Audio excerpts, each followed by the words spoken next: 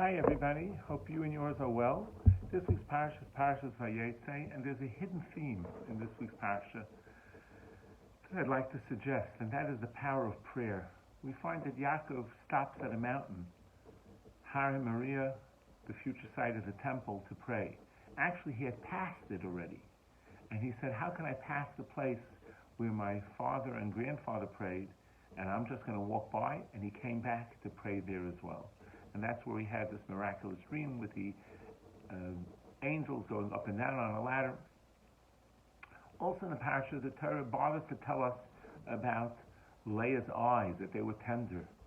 And our sages tell us we're not really interested in what her eyes were like, but there's a very beautiful idea here.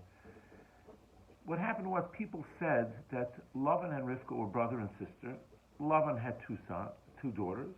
Rivka had two sons, and people liked to talk, and they had an idea. Hey, let the older daughter of Lavan marry the older son of Rivka, meaning Leah should marry Esav, and let the younger daughter of Lavan, Rachel, marry the younger son of Rivka, Yaakov.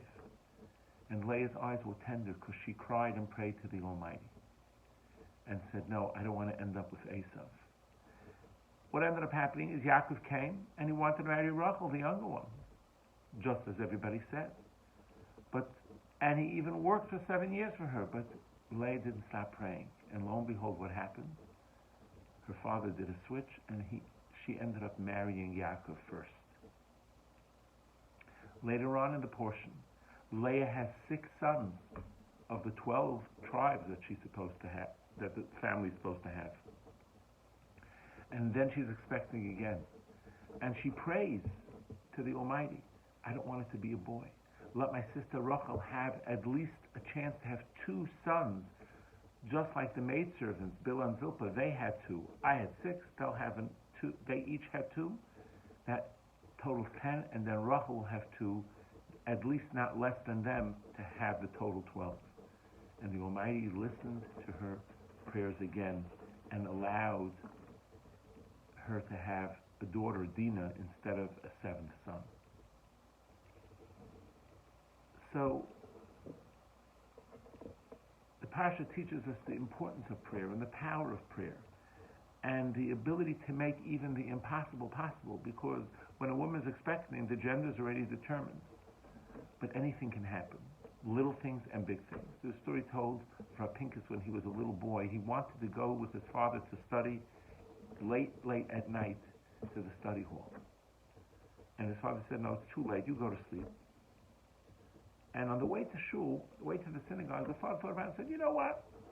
He's young, but let me give him a chance. And he turned around and came back, and lo and behold, he was waiting for him in the hall, all dressed. He said, what are you doing dressed?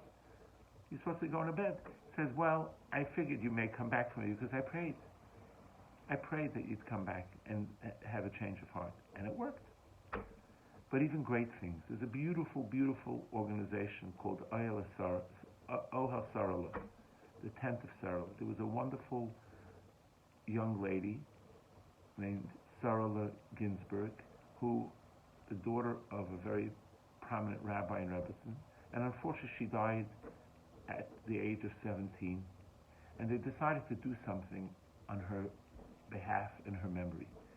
And they partnered with a different wonderful organization called Bana Olam. They created this organization where single women would pray for couples to have babies that were childless, and the childless couples would pray for the single women to find their mates. What a beautiful idea. And to date, it's amazing.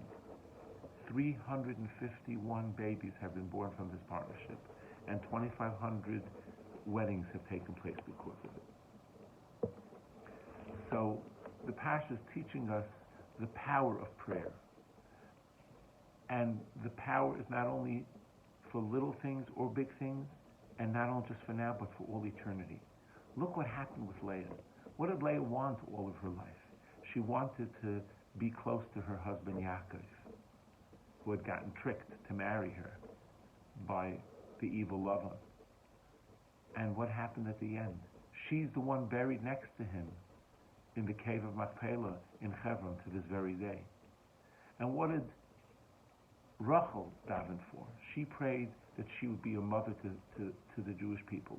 And yes, besides in the short term she had Yosef and Binyamin, but in the long term she becomes Mama Rachel, the mother of the Jewish people, where people go to Beis Lechem in Israel and pray at her cave, at her gravesite daily, because of the Mama Rachel, Mother Rachel.